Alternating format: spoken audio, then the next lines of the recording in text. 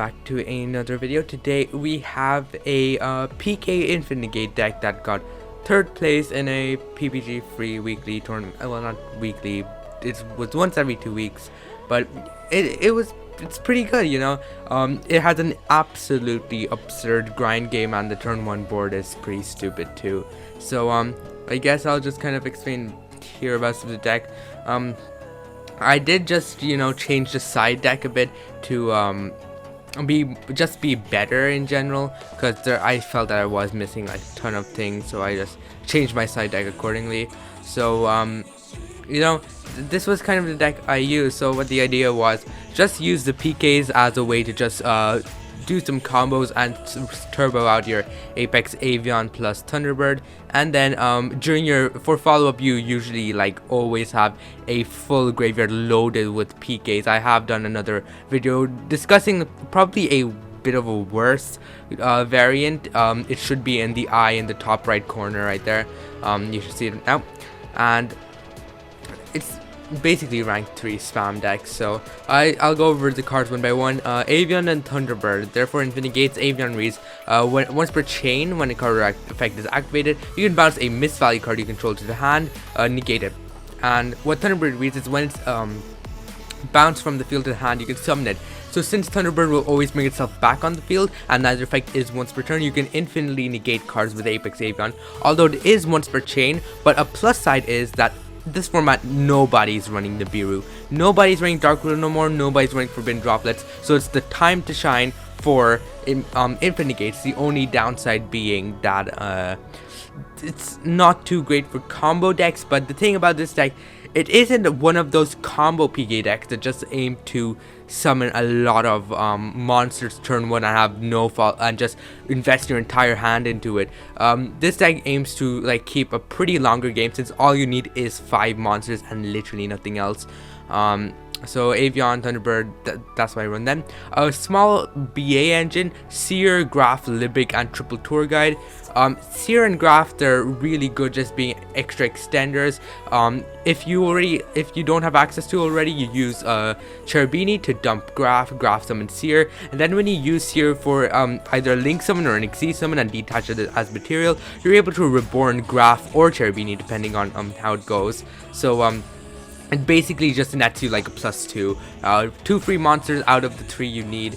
And since like Torn Scale is 3 monsters by itself, you are in a pretty good situation. Libic, since the BAs are inherent bricks, Graph can only summon monsters from the deck, and Cherubini can only send the monsters from deck to graveyard. Libic is pretty good to have, since if you draw one of your other BAs, then you're able to summon Libic instead, and then you're able to either summon Libic off Graph or send to graveyard of Cherubini to summon that BA in your hand, and then it's inherently another extender since you are reserving your other BA effect. So since Graph will be on the field and you can send it to graveyard later, that's a free body right there.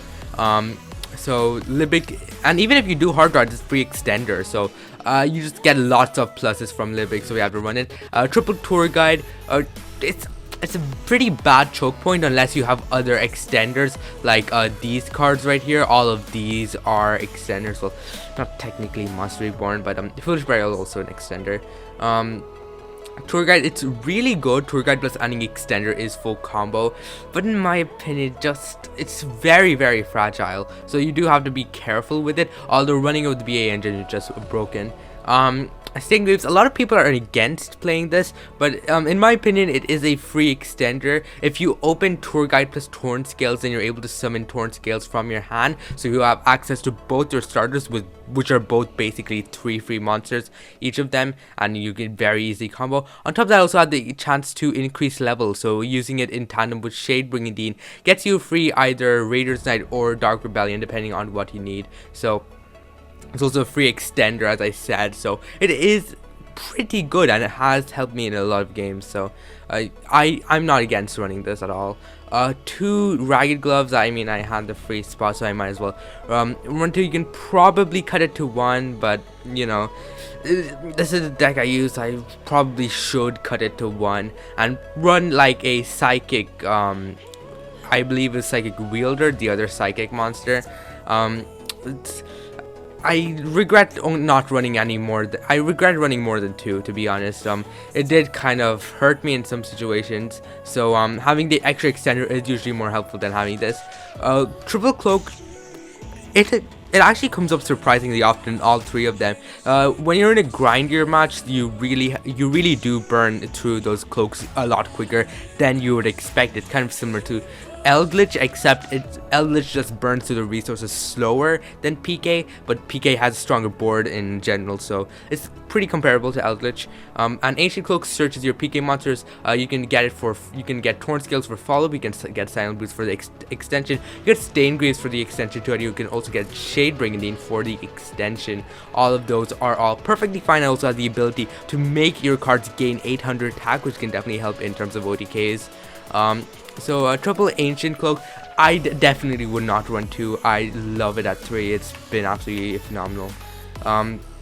Triple Torn Scale is another a really good card. It's a free, it's able to discard cards from your hand for cost. So if you're discarding a Gloves or an Ancient Cloak, it is really good in that sense. On top of that, its graveyard effect is broken, where if you banish a Phantom Knights card from your graveyard, well, it doesn't even have to be you banish. If your opponent like uses a DD Crow on something, your Torn Scale still triggers, which did happen in one of the matches.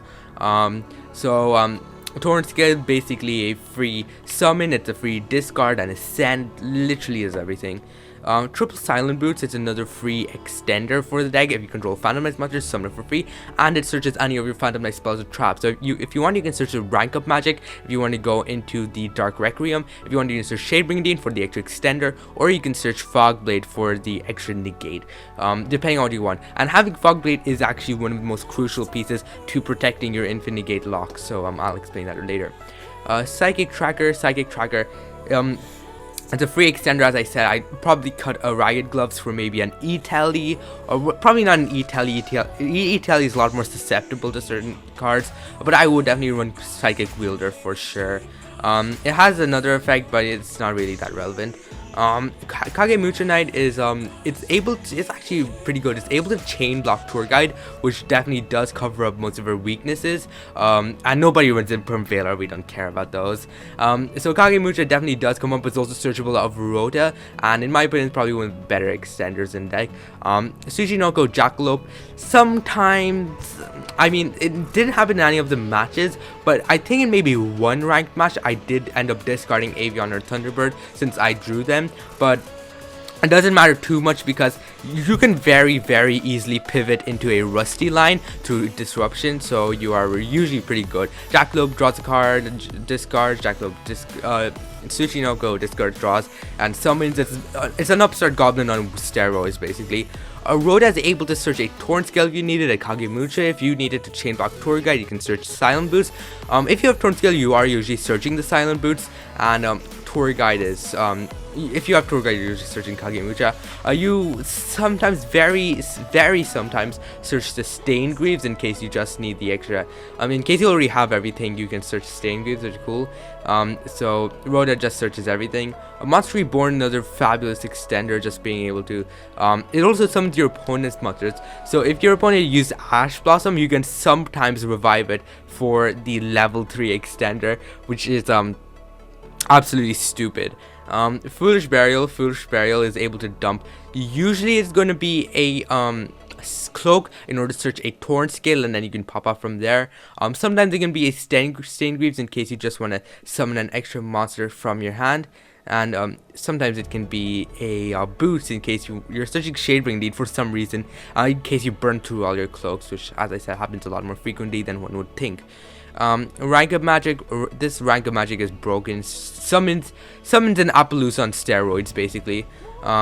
It's basically just banishes cards from your graveyard and then ranks up depending on the number of cards banished. So if you want, you can also rank up into Arc Rebellion, although that almost never happens unless your Breaksword got negated on the field and didn't get destroyed for some reason. If your opponent uses Imperm, I don't know why they use the Imperm, but it's just hypothetical. Or if you have to chain it to your Breaksword, if they use Ice Dragon's Prison, it's also a quick play spell, so that's a plus point there. Shadebreaker needs level 4 extender, which is important if you really want to go into those level 4 plays with Stain Greaves specifically, or with level 4s with Break Sword. So you do have that little bit of extra flexibility there. And it's a pretty versatile card. It does require you to have no traps in the graveyard, so you're only running 4 traps, so it's not that big of a deal. Next for hand traps, Triple Ash, Triple Crow. Ash Crow, very basic things. Ash just negates. It's the best hand trap of the format, and Crow is actually really good against certain matchups. Say you are up against Drytron, and absolutely it hurts. Like, if I wanted to, I would have maybe main decked Cycle Reader, but DD Crow is just a lot more versatile. It even hurts Virtual World. You can hit their King Long, and that way they don't have they basically don't get a free Lulu, which is the main point of it. Against Eldritch, you're able to banish the Eldritch, which is super good. Against Dogmatica Invoked, just sometimes if you know they're running Maximus, then you can banish the actually, you can just banish Alistair from their graveyard entirely, so they can't even make Mechaba in the first place. It's a really funny card, and DD Crow is definitely one of the better hand traps in this format, so do keep your eye for that. Next for side deck, we run the one Pancratops. Pancratops is it's pretty good, to be honest. It's a quick effect pop, and since most of this meta is just chainable trap cards, its quick effect is a lot more important than Zoo King Alpha's effect. Zoo King Alpha has spell speed 1, which is kind of the main problem with running it, since your opponent can just chain a trap to get rid of it. But for Pancratops, you can just chain itself to pop something, and they have to not only waste resources, but they lose resources in the process of doing that too, which is really good. Lancia is a really good side deck card. Just shuts down.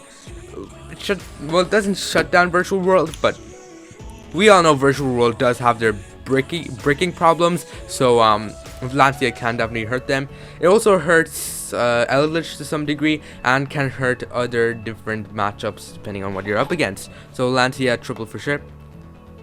The Feather Duster, if you're up against backrow deck, like we all know the 60 card the pile list top, so Harvey's Feather Duster in a more controlled format, you do have to just keep it. Cosmic Cyclone and Evenly Match are kind of there for the same reasons. Anti-Spell Fragrance, Anti-Spell is really good against a lot of decks, unironically. Well, not a lot of decks, but it's really good against the top 2 decks right now. In this case, it is Virtual World and basically Virtual World and Drytron. Against Drytron, they literally just cannot use their ritual spell. If they can't use a ritual spell, they can ritual summon, and if they can ritual summon, they can't really do anything. And pretty much half of the Drytron deck is spells just getting to their monsters, which is really funny. So they can't do anything under anti-spell. Even if they do make Phoenix, you can protect your anti-spell with cards like Avion and Fogblade, so that is super good, and that's nice. Reboot is generally just super good against trap decks in general, so you do want that. And in terms of cards you want to side out, usually against certain matchups you do side out the DD Crow, but other cards that you want to keep an eye for siding out are the one Ragged Gloves. I sided out one Ragged Gloves every single game, like no joke. I always sided this card out. Sometimes you side out the one Psychic Tracker, the one Monster Reborn, sometimes even the Thunderbird if you are going second. I didn't necessarily want to cut the Avion, since if I was able to break the board and not OTK, I could go into a Simorgh with just 3 monsters, low investment, 1 negate for free. So I usually did keep the Apex Avion most of the time, although if you are siding in a lot of cards, then you do want to side out the Avion too. Sometimes if you are siding out even more cards, you can side out the one Ancient Cloak. I don't necessarily like if you're signing out like 20 trillion cards, then you do side out the Ancient Cloak sometimes. In an even more stickier situation, you side out the Libic. Like at that point things are getting dire. You also usually side out the Foolish Burial. Like all of these are really good cards to just side out against matchups, so that's something to keep note of. And a lot of people, not a lot of deck profiles do elaborate on that, but I'm just giving you information on what to side out against matchups. So For extra deck, we run the 1 copy of Requiem. Requiem is a powerhouse. We only use it for its second effect usually. Sometimes in the OTK, its first effect also comes up. So now what it reads: when your opponent activates an effect, you can detach material, negate the activation, and destroy that card and summon an Xyz from your graveyard. So summoning that Xyz from the graveyard triggers Rusty. It's able to get extra bodies on the field if you're trying to OTK. And a big thing to note about this: do you see the word once per turn? Do you see the word even once per chain or anything? Nope, none of that. If you make him, he's 3 free negates and pop. So imagine having to face 3 Cypher Gear Gammas. Not a lot of decks can really out that, can they? Arc Rebellion is an absolute powerhouse. It negates the effect of everything, gains the attack of everything. All that is permanent, by the way, and then just 1 punches your opponent for a game, and it is definitely the game winner, usually an MVP in most games. Dark Rebellion is another really good card. Its effect comes in handy in terms of OTK if you gain attack with gloves, 3500 free damage, but you're usually using it just to gain the effect of Requiem, since Requiem only gets effects if it has Dark Rebellion Xyz Dragon as material, so you have to specifically rank up Dark Rebellion. Raider's Knight to get to Arc Rebellion easily. Double Breaksword. Double Breaksword is absolutely needed. Never run any less than 2 Breaksword. Never. Its ability to just summon cards and bait out negations, threaten your opponent. The most versatile card in the entire extra deck. It's right here. He's so broken. He can threaten your cards. He's able to get rid of Fog Blades he's your main way to out Fog Blades. Just because since you can't attack into monsters affected by Fog Blade.